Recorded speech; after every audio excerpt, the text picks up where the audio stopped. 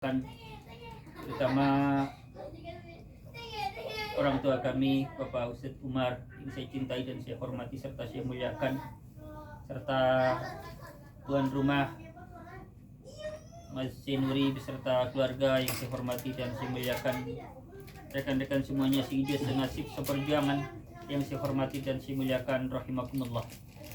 Mari kita sama-sama membaca hamdalah, alhamdulillah, sebagai ungkapan dan syukur kita kehadirat Allah Subhanahu wa taala yang telah memberikan nikmat hidup yang begitu besar dan begitu banyak kepada kita sekalian. Di antara nikmat hidup yang masih dapat kita rasakan bersama-sama sampai di malam hari ini, alhamdulillah kita semuanya masih diberikan kemampuan, kekuatan untuk sama-sama melaksanakan sebagian daripada sunnah Rasulullah Sallallahu Alaihi Wasallam. Sunnah yang saya maksudkan di sini adalah sama-sama kita bersilaturahim di malam Jumat, serta dilanjutkan dengan zikiran dan sholawat serta sedikit taklim. Dalam rangka apa? Dalam rangka mengisi malam Jumat yang dimana dianjurkan oleh para ulama, disebutkan di dalam kitab Al-Azkar bahwa ketika malam Jumat ataupun hari Jumat kita dianjurkan untuk menambah atau memperbanyak berupa zikiran ataupun bacaan-bacaan yang sudah terbiasa kita kerjakan. Selanjutnya selawat serta salam semoga tersanjungkan atas baginda Nabi Agung Muhammad Sallallahu Alaihi Wasallam. Saudaraku, mari kita sama-sama lanjutkan pengajian kita dalam kitab Qomingut Tuhyan, melanjutkan pembahasan sebelumnya, yakni masih dalam bab atau cabang keimanan yang ke-18. Kemarin menjelaskan tentang bahwa cabang keimanan yang ke-18 adalah mengajarkan ilmu pengetahuan yang pernah kita dapatkan atau pernah kita pelajari, disampaikan kepada siapa? Disampaikan kepada teman atau orang lain. Bismillahirrahmanirrahim. Saya lanjutkan di sini. Summa'lam anna li'alimil akhirati salasu alamatin. Kemudian ketahuilah bahasanya ulama akhirat itu memiliki 3 tanda. Tanda yang pertama, ulama akhirat itu ilmunya tidak untuk mencari harta dunia. Tanda yang kedua, ulama akhirat itu tujuannya di dalam menyibukkan diri mencari ilmu pengetahuan adalah untuk keselamatan atau kebahagiaan kampung akhirat. Oleh sebab itu, mereka atau beliau di dalam mencari ilmu pengetahuan itu mengutamakan pengetahuan yang kaitannya dengan masalah batin. Untuk apa? Untuk mensiasati hatinya. Bagaimana supaya hati kita ini selamat dari hal-hal yang bisa mengotori hati kita.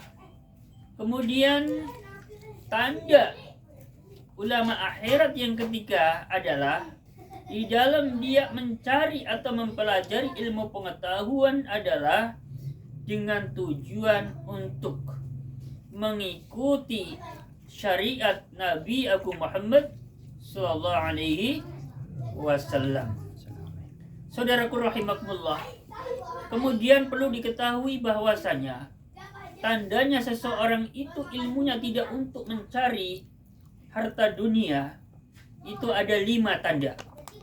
Tanda yang pertama, ucapannya tidak menyelisihi dengan perbuatannya.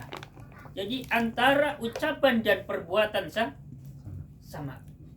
Oleh karena itu, ketika dia memerintahkan sesuatu, maka dia sendiri yang mengerjakan terlebih dahulu.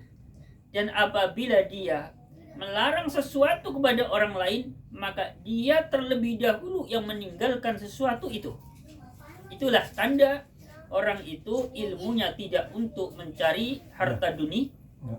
Tanda yang pertama. Tanda yang kedua, bahwa seseorang itu ilmunya tidak untuk mencari harta dunia. Dia bersungguh-sungguh dengan ilmu pengetahuan, serius di dalam mencari ilmu pengetahuan, khususnya pengetahuan agama, tentu sesuai dengan kadar kemampuannya. Dan dia juga cinta, demen, semangat di dalam hal ketaatan terhadap Allah dan Rasulnya, serta menjauhi pengetahuan yang akan memperbanyak mujadalah, akan menghindari ilmu-ilmu yang bisa mendatangkan perdebatan. Itulah tanda bahwa orang itu ilmunya tidak untuk mencari harta dunia. Kemudian tanda yang ketiga, bahwa seseorang itu ilmunya tidak untuk mencari harta dunia. Dia akan menjauhi enak-enakan makanan atau makanan yang enak-enak. Dia juga menjauhi, artinya tidak mengusahakan untuk mencari kemewahan, baik berupa pakaian, perabotan, perkakas rumah tangga, serta rumah, tidak untuk mengusahakan itu. Kemudian tanda yang keempat, bahwa orang itu ilmunya tidak untuk mencari harta dunia. Dia akan menjaga dirinya untuk tidak bercampur dengan para penguasa atau pejabat. Terkecuali dia di dalam bergaul atau bercampur dengan para pejabat itu dengan tujuan supaya bisa memberi nasihat, atau dengan tujuan untuk menolak kezaliman, atau paling tidak dia di dalam bergaul dengan para penguasa dalam rangka membantu para penguasa di dalam mencari keridhaan Allah Ta'ala. Jadi boleh ulama bercampur bergaul dengan para pejabat asal dengan tujuan akan memberi nasihat, atau tujuan untuk menolak kezaliman, atau tujuan untuk membantu mereka di dalam mencari keridhaan Allah Subhanahu wa Ta'ala. Kemudian tanda yang kelima, bahwa seseorang itu ilmunya tidak untuk mencari harta dunia adalah dia tidak buru-buru di dalam memberikan fatwa. Justru sebaliknya, dia dengan hati-hati akan mengatakan, tanyalah pada orang yang ahlinya. Dan dia juga menghindari atau mencegah atau meninggalkan yang namanya ijtihad. Tidak mau beristihad ketika dia merasa ada sesuatu yang belum jelas dalam permasalahan suatu hukum. Justru ia akan mengatakan, la adri, aku tidak tahu. Ketika apa? Ketika permasalahan itu belum jelas. Nah, jadi ini disebutkan dari dalam kitab Qawmi Utuhiyah. Kemudian tadi seputar kalimat la adri, yakni kalimat-kalimat yang artinya aku tidak mengetahui. Jadi dalam kitab Ihya Ulumuddin ini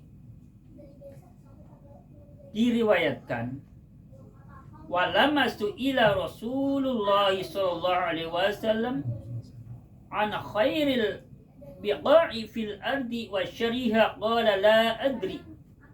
Jadi ketika Rasulullah sallallahu alaihi wasallam ditanya perihal jengkalan bumi yang mana yang terbaik dan terburuk, maka saat itu Rasulullah sallallahu alaihi wasallam menjawab la adri. Jadi pernah Rasulullah sallallahu alaihi wasallam pernah ditanya, ketika ditanya manakah jengkalan bumi yang terbaik dan yang terburuk, saat itu Rasulullah SAW menjawabnya la'ad, adri, yang artinya aku belum tahu, aku tidak mengerti. Hatta nazala alaihi Jibril alaihi salam, sampai malaikat Jibril alaihi salam turun. Lalu Rasulullah SAW menanyakan kepada Jibril, dan Jibril pun menjawab la adri, aku tidak tahu. Rasulullah pernah ditanya tentang bumi yang terbaik, jawabannya saat itu aku tidak tahu. Begitu juga ketika Rasulullah SAW bertanya kepada malaikat Jibril, juga saat itu malaikat Jibril menjawab, aku tidak tahu. Sampai kapan? Sampai Allah Subhanahu wa Ta'ala memberitahu bahwasanya jengkalan bumi yang terbaik adalah masjid, dan jengkalan tanah atau bumi yang terburuk adalah pasar. Jadi ada kalimat sebaik-baiknya tanah adalah tanah yang digunakan untuk membangun masjid, dan seburuk-buruknya tanah adalah tanah yang digunakan untuk membangun pasar-pasar. Allah sendiri yang memberitahu, ya. Jadi sebelum Allah memberitahu perihal tersebut, Nabi SAW dan juga malaikat Jibril alaihissalam menjawabnya la adri.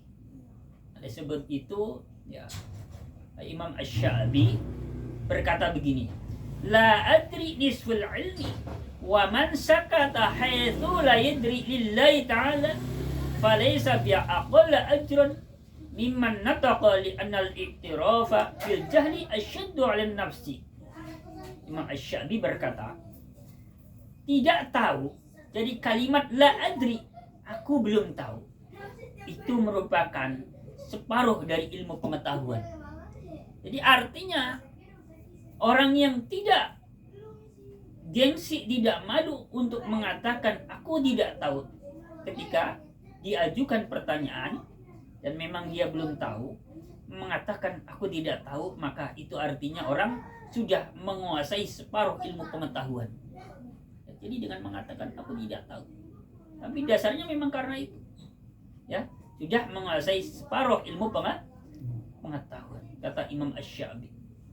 Dan barang siapa yang diam, sekiranya dia belum mengetahui, diamnya juga karena Allah Ta'ala, maka bukan berarti pahalanya dia itu lebih sedikit dibandingkan orang yang berkata.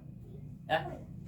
Jadi bukan berarti orang yang diam karena tidak tahu itu pahalanya lebih sedikit dibandingkan orang yang mau menjawab. Jadi artinya sekalipun orang itu diam, tidak mau menjawab sebab belum tahu, itu tetap mendapatkan pahala dari Allah Subhanahu wa Ta'ala. Alasannya apa? Karena mengakui kebodohan, mengaku bahwa dirinya itu belum tahu tentang permasalahan tersebut, asyaddu 'ala nafsi, itu suatu hal yang sangat-sangat memberatkan buat nafsu. Tentu bukan hal yang mudah bagi seseorang untuk mengatakan aku tidak tahu. Karena dalam diri manusia itu ada nafsu. Orang itu paling malu loh untuk mengakui tidak bisa, tidak tahu, tidak mampu. Iya enggak? Oleh karena ini sesuatu yang berat, yang tidak bisa dilakukan oleh setiap orang, maka ketika ada orang yang bisa melakukan hal ini, ya, dia yang pertama mendapatkan pahala, dua juga dianggapnya sudah mendapatkan separuh dari ilmu pengetahuan. Jadi di sini ada yang menarik lagi, ya. Jadi Ibnu Abbas radhiyallahu anhuma yujibu an tismin wasakata min wahidatin. Jadi sahabat Ibnu Abbas ketika diajukan 10 pertanyaan kepada sahabat Ibnu Abbas, ini sahabat Nabi loh. Sahabat Nabi yang populer, ya, istilah yang terkenal. Ketika diajukan 10 pertanyaan kepada beliau, maka beliau hanya berkenan menjawab 1, ya. Kemudian yang 9 tidak dijawab. 10 dari pertanyaan, 1 dijawab, yang 9-nya didiamkan. Maaf, kebalik. Yujibu ngan tismin wa yaskutu ngan wahidatin. Jadi sahabat Ibnu Abbas radhiyallahu anhuma ketika diajukan 10 pertanyaan, beliau hanya berkenan menjawab 9 pertanyaan, yang 1-nya didiamkan. Nah, ini kebalikan. Kalau Ibnu Umar, ini kebalikan dari Ibnu Umar. Kalau Ibnu Umar 10 pertanyaan, satunya dijawab, yang 9 didiamkan. Artinya tidak mau menjawab. Karena apa? Karena sebagai bentuk kehati-hatian beliau-beliau ini, ya. Bisa jadi memang karena satu hal itu belum tahu, bisa jadi memang karena sebagai bentuk kehati-hatian. Jadi di sini dijelaskan, wa kana fil fuqaha'i man yaqulu la adri aktaru mimman yaqulu adri.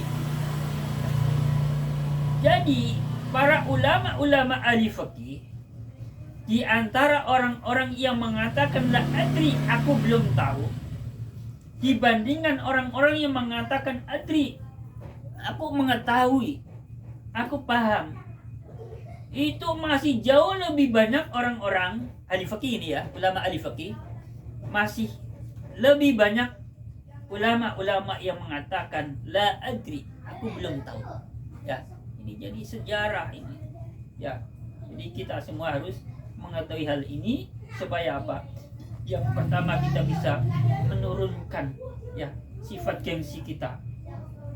Sifat gengsi kita. Supaya apa? Supaya bisa lebih berhati-hati ketika mendapatkan suatu pertanyaan. Terinspirasi dengan ulama-ulama terdahulu, termasuk Rasulullah SAW, termasuk malaikat Jibril, dan juga termasuk para sahabat Nabi. Jadi ada kelanjutan di sini. Saya bacakan. Minhum Sufyanus Tsauri wa Malik bin Anas wa Ahmad bin Hanbal wal Fudail bin Iyad wa Nashar bin Hars. Jadi di antara mereka ulama-ulama ahli fikih yang sering mengatakan kalimat la adri, aku tidak tahu, yang pertama adalah Sufyan Ats-Tsauri, sekelas Imam Sufyan Ats-Tsauri. Jadi sering ketika diajukan pertanyaan kepada beliau menjawab la adri. Juga termasuk sekelas Imam Malik bin Anas, ya. Siapa Imam Malik bin Anas? Adalah salah satu pelopor mazhab. Beliau juga tidak malu-malu untuk mengatakan kalimat la adri, dan juga termasuk pelopor mazhab Ahmad bin Hanbal, tidak malu-malu untuk mengatakan aku tidak tahu, la adri. Termasuk Fudail bin Iyad dan juga Bashar bin Hars dan juga ulama-ulama yang lain tentunya.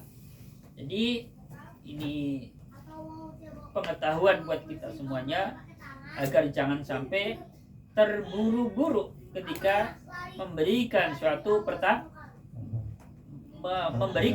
jawaban atas pertanyaan yang ditujukan kepada kita. Sudah dicontohkan oleh Rasulullah SAW, sudah dicontohkan oleh malaikat Jibril alaihissalam, sudah dicontohkan oleh sahabat Ibnu Abbas, sahabat Umar, dan ulama-ulama besar lainnya sudah mencontohkan hal tersebut.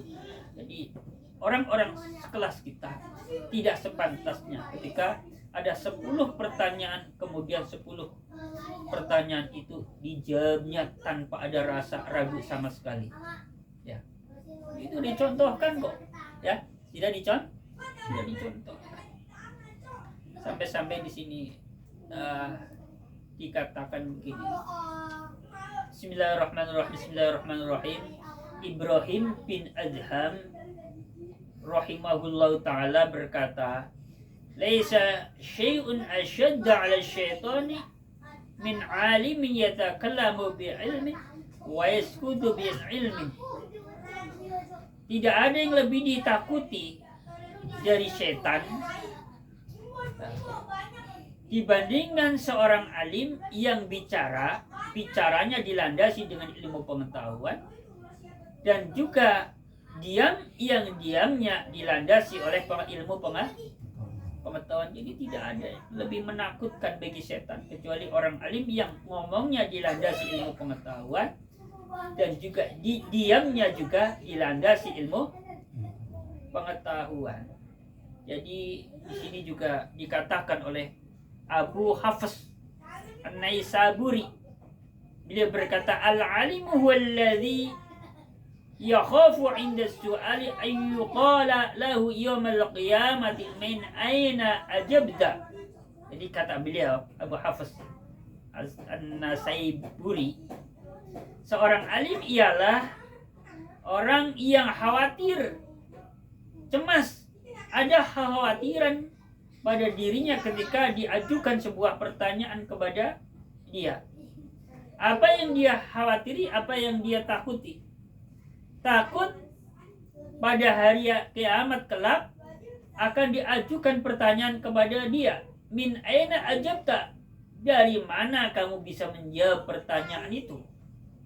Itu orang alim. Jadi artinya setiap pertanyaan yang diajukan kepadanya, dia terbayang-bayang dengan nanti pertanggungjawaban di akhirat. Ingat, kalau setiap apa yang kita sampaikan ada pertanggungjawabannya di sisi Allah Subhanahu wa taala pada hari kiamat. Oleh karena khawatir besok pada hari kiamat dimintai pertanggungjawaban, maka orang alim itu akan sangat hati-hati ketika menjawab pertanyaan-pertanyaan yang diajukan kepada beliau. Ini barangkali yang saya sampaikan pada pertemuan kali ini.